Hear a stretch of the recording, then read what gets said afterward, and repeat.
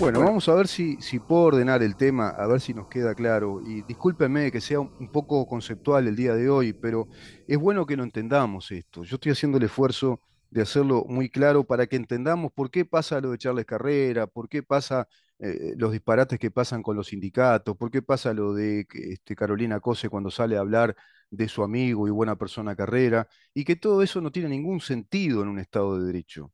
A ver si puedo ordenar esto. Primero tenemos que partir de la base de que el poder político es un acto de voluntad. ¿Por qué? Porque el poder en sí, si tomamos en cuenta el concepto aristotélico de poder, la definición de Aristóteles, el poder es esa causa que tiene la capacidad de mover las cosas. Eso es lo que tiene poder. El poder es una causa que mueve las cosas, es una fuerza que mueve y modifica incluso. Y así hay poderes físicos, poderes en las ciencias naturales que se van estudiando y que la ciencia estudia. Y las ciencias sociales, y entre ellas las ciencias jurídicas como las políticas, estudian el poder político. Y el poder político es un acto de voluntad. Es un acto de voluntad que nos mueve como personas, que nos va a mover inexorablemente y que puede modificar nuestras vidas, para bien o para mal. Ese es el poder. El poder en sí no es ni bueno ni malo, es una condición humana y sobre esa base del poder necesitamos organizarnos. El poder del Estado. Bueno, el poder del Estado es una concepción de los actos de voluntad que tienen la capacidad de poner en movimiento a ese ser social que somos todos nosotros. Ese es el poder del Estado.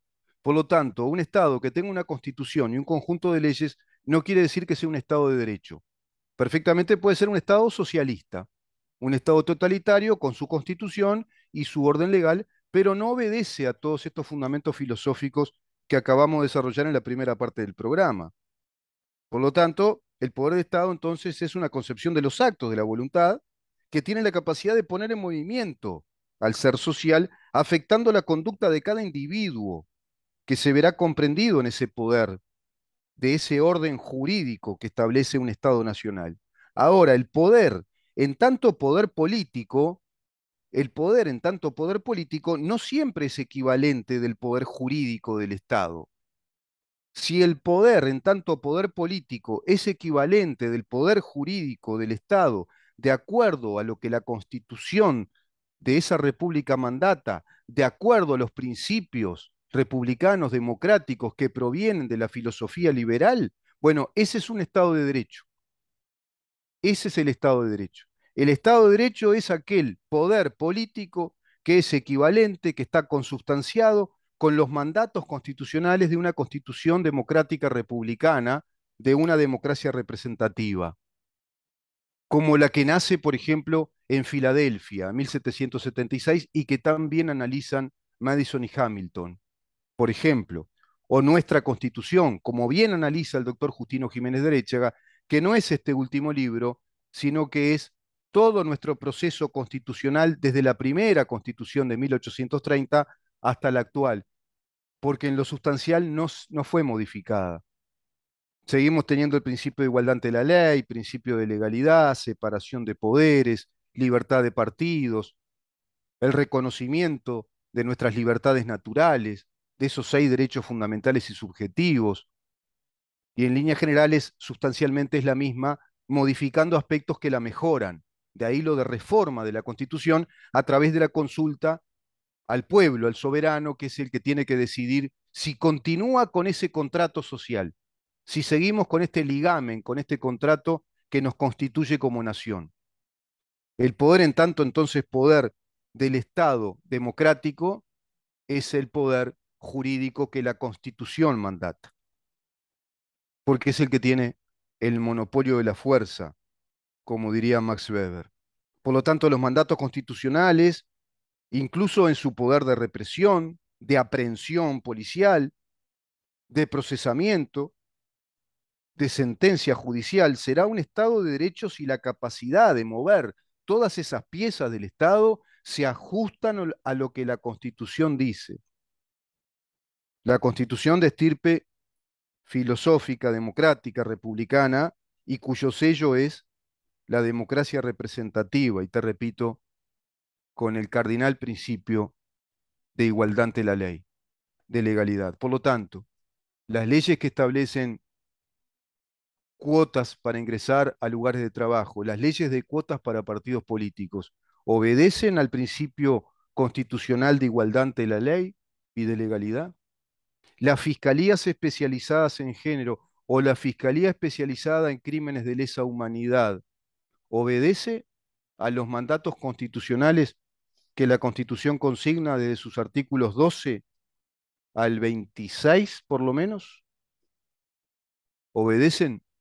No, no obedecen.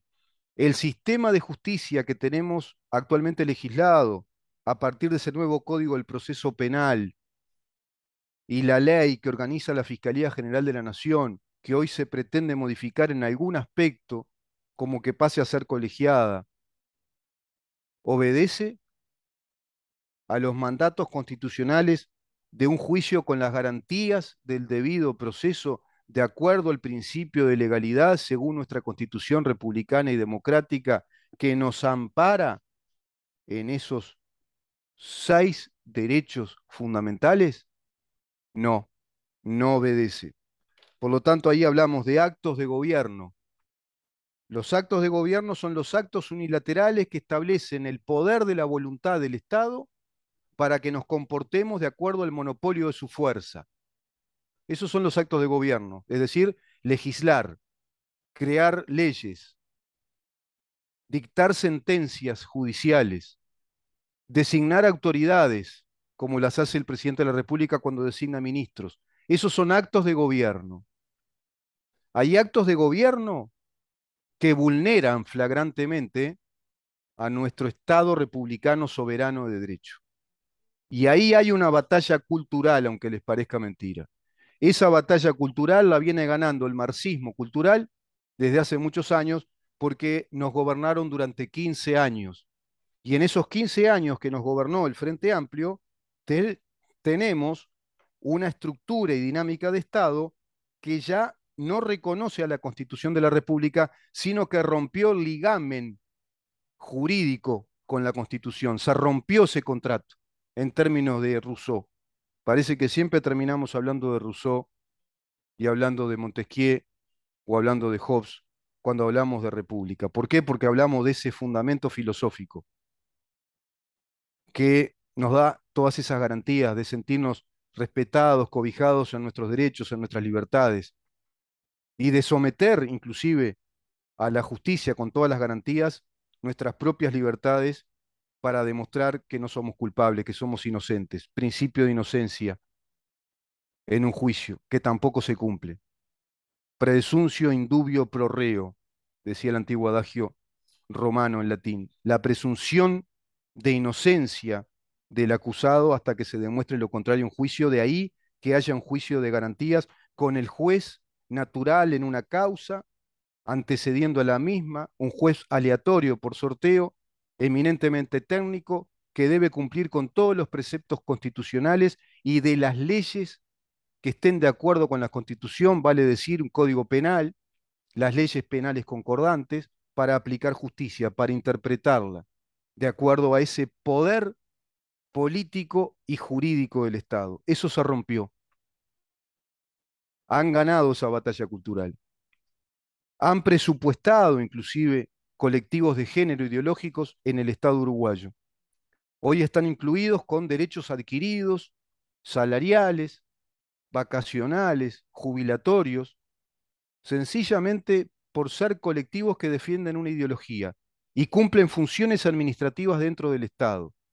Actos de gobierno que se fueron dando en esos 15 años que rompen con el ligamen de igualdad ante la ley y de las competencias naturales que tiene el Poder Ejecutivo para organizar los recursos económicos y financieros del país en pos de una finalidad como nación, que cobija la propiedad privada, el derecho al trabajo, el derecho al honor y la seguridad. Por lo tanto, un país productivo, un país de producción de riquezas, un país que estimule la economía de mercado desde los capitales.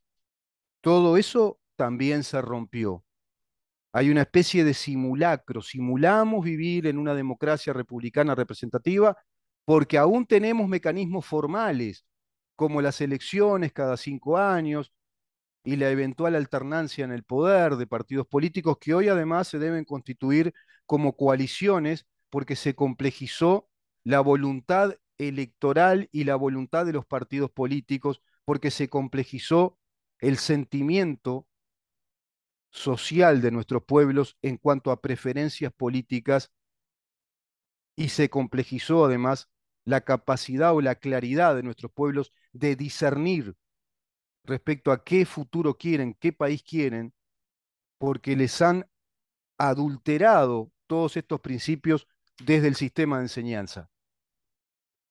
Si no tenemos un sistema de enseñanza que ya a los niños les explique que viven en una república y que se les dé una educación cívica, una educación republicana, cívica, ya perdimos la batalla, porque hoy por hoy se les dan ideologías de género, ideologías inclusivas, ideologías internacionalistas. Entonces ahí está planteándose todo el tiempo, día a día, la batalla cultural a la cual muy pocos atienden como para organizar, digamos metafóricamente, los batallones, los ejércitos y salir a tropear en esa batalla cultural en pos de nuestras libertades, de nuestras democracias, o vamos rumbo al socialismo del siglo XXI como se lo va viendo en este continente. Argentina al borde ya de una desestabilización política, social, que es provocada para justificar a su vez el salvataje de ese estado de caos de parte del propio gobierno que provoca el caos. Así se lo vivió en Venezuela. Y ahora, por la vía más morigerada de las elecciones en Chile, se arremetió para ir precisamente por todo, pretendiendo tirar abajo una constitución republicana, so pretexto de que es una constitución armada a imagen y semejanza del régimen de Pinochet. Por otro lado, tenés los actos de gestión, que son actos administrativos, también violatorios y muy lesivos para el Estado de Derecho. Por ejemplo, lo que hizo Carrera, Charles Carrera en el Ministerio del Interior. Y por ejemplo, lo que habrán hecho muchos, hasta inclusive el extinto o fallecido Bonomi, evidentemente, y el perro Vázquez, y tantos otros, en connivencia con grupos espurios, seguramente, vinculados al narcotráfico, lavado de dinero, han cometido, bueno, soterradamente un montón de problemas. Y uno saltó por una investigación periodística y la denuncia de una familia de un damnificado como Víctor Hernández por un balazo disparado desde una fiesta orgiástica en la cual habían comisarios, subcomisarios, integrantes del Ministerio del Interior vinculados con narcotraficantes, empresarios poderosos y prostitutas contratadas, se dispara ese hecho lamentable, muy triste, que rápidamente pretenden ocultar a través de la falsificación de un documento público haciéndolo pasar como un policía para que quede internado en el hospital policial durante 3 años y aportándole todos los gastos, gastando con el dinero de todos nosotros, no con el dinero del bolsillo de Carrera. Acto ilícito, ilegal, a todas luces, y deberá ser dirimido en el Poder Judicial. Pero ese es un acto administrativo, es un acto accidental, forma parte de la voluntad de una persona, o de dos, o de tres, o de 10, o de 20, no sabemos, pero son actos de voluntad de acuerdo a actos administrativos, como la obra pública que contrataba espuriamente Cristina y su esposo con el testaferro de Lázaro Báez y Austral Construcciones.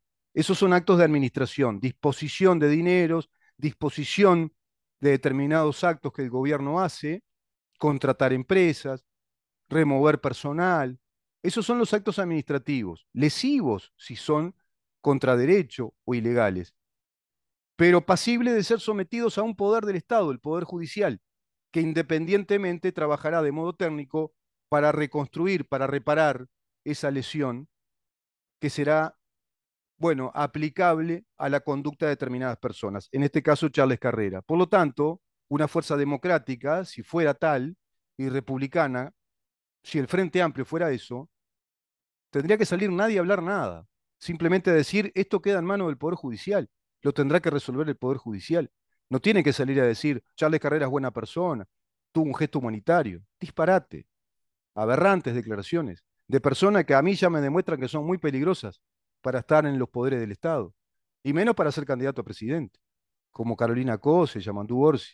Bueno, Mujica yendo a abrazar a Cristina Fernández de Kirchner. para plantear la imagen foro paulista de que es una damnificada, una perseguida política a través de un lawfare. La batalla cultural, todo el tiempo. Ahora, cuando son, te repito, actos administrativos, la justicia se va a encargar de establecer precisamente eso, justicia ante determinadas personas. Pero ¿qué problema cuando los actos de gobierno son actos lesivos de nuestra nacionalidad, de nuestra nación soberana y republicana? Cuando lesionan, cuando sacan pedazos grandotes de constitución de república, como el actual sistema de justicia, o este nuevo poder judicial, o estas fiscalías extrañas, o estos derechos humanos internacionalizados, que se sobreponen y desconocen los principios básicos fundamentales que inspiran la Constitución de la República.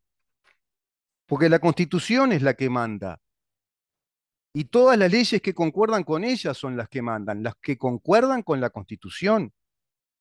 Si no, son inconstitucionales. Pero hasta ahora no hemos visto a ningún legislador, a ningún doctrino, no ha salido a la cátedra a hablarle a la opinión pública de estos temas. Pacto ominoso, pacto político ominoso, entremezcla de pacto ominoso y brutal ignorancia de parte de legisladores del país, hasta inclusive del presidente de la República. ¿Por qué se callan la boca ante este atropello brutal para con nuestra Constitución? ¿Por qué se callan la boca cuando ya no es aplicable el artículo 15, el artículo 16, el artículo 17, el artículo 14, el artículo 12, el artículo 18, 19, 20, 21, 22, 23? Es increíble. Actos de gobierno que desconocen a nuestra Constitución. Por lo tanto, rompieron el ligamen, rompieron parte de nuestra identidad nacional. Todo aquel acto de gobierno que no coincide con los mandatos de nuestra Constitución no integra nuestro Estado de Derecho. Que quede claro eso. Todo aquel acto de gobierno, es decir, una ley, una sentencia judicial que proviene de una ley que no integra los principios constitucionales, no está formando parte de nuestro Estado de Derecho, no está en la naturaleza de nuestro orden jurídico. Vaya que lo enseñaron, ¿eh? Justino Jiménez de Aréchaga, Barbagelata, miren que lo enseñaron, ¿eh? Reyes Abadí. La Constitución no es un librito, es el hecho conveniente de un pacto nacional de construcción de identidad soberana. Por ende, la Constitución está escrita como un documento que debe ser inalterable a no ser que el pueblo quiera alterarlo. Es un documento de identidad. Por ende, la Constitución está escrita como un contrato, en términos de Rousseau, si vos querés, o de Hobbes. Pero la Constitución Nacional, no solo es un conjunto de disposiciones jurídicas, y digo jurídicas, no legales. Lo legal es el resultado de lo que tiene fuerza jurídica, porque proviene de la ciencia jurídica. Pero este conjunto de disposiciones jurídicas es un conjunto de principios filosóficos que determinan el carácter de nuestra nación. Una constitución es un conjunto de principios filosóficos que tienen además un derrotero o una trazabilidad histórica, dice Justino Jiménez de Aréchaga. Esta constitución se reconoce con las constituciones anteriores. Cualquier estudiante de Derecho lo sabe cuando estudia el proceso evolutivo de la Constitución de la República. Esta Constitución se reconoce en muchas cosas con las constituciones del 52, del 42.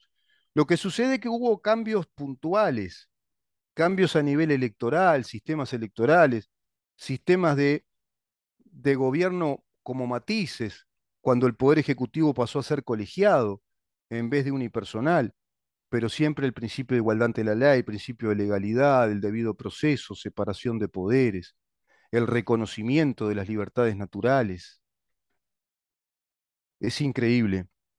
Por ende, nuestra identidad nacional no es el mero presente, sino que es todo nuestro pasado desde el origen de nuestra independencia constitucional al presente y hacia el futuro, porque si no, estamos cortando en algún momento de la historia entonces nuestra nación y estamos transformándola en otra cosa, en una suerte de organización social colectivista, socialista, de acuerdo a la integración de un plan continental, regional, que está implementado desde el Foro de San Pablo y Grupo de Puebla. No escucho a ningún politólogo de este país, a ningún catedrático, ningún sociólogo, ningún jurista de derecho constitucional hablar de estos temas con claridad y que formen a nuestros legisladores y ver quiénes ignoran esto y quiénes están en el pacto ominoso respecto a esta batalla cultural. Es enorme, sí. Es lo que viene diciendo hace tiempo el politólogo, escritor y filósofo Agustín Laje, el filósofo y economista y abogado Axel Kaiser, el historiador y abogado César Vidal. Es lo que vienen diciendo muchos pensadores ingleses actuales, Roger Scruton, Paul Stratton, muchos. Y también lo que vienen diciendo muchos neomarxistas que abogan por ese otro modelo que ya nació en el año 54, como un modelo gramsciano, cultural, para ir tirando abajo toda esta concepción filosófica de la vida, porque la consideran una payasada bufa que hay que tirar abajo, porque es un modelo terminado, acabado. Eso se debe sincerar en la disputa electoral inclusive, y no simular más que vivimos como si fuéramos partidos parecidos y que en definitiva son matices o cosas que pueden alternar, porque no es así. Si vuelve el Frente Amplio al poder del país, vuelve por todo y va a venir a cambiar muchas cosas, a no ser que vuelva morigerado porque tampoco pueda obtener las mayorías parlamentarias. Pero este gobierno perdió la oportunidad de su mayoría parlamentaria significativa, históricamente significativa, para reencauzar con actos de gobierno la vida institucional y constitucional de este Estado de Derecho. Perdió la oportunidad.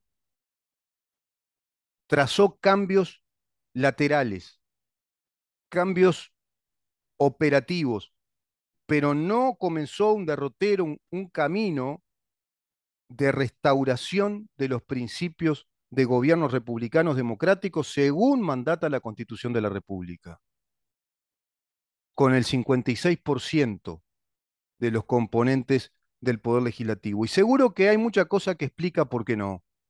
Será en otro momento, es muy largo. Muchas cosas que explican por qué no. Y si me preguntás, ¿qué te parece que puede pasar? Y no sé, estamos ante una carrera ahora aleatoria a nivel electoral. Y te confieso, si me decís que la coalición vuelve a ganar, yo firmo igual.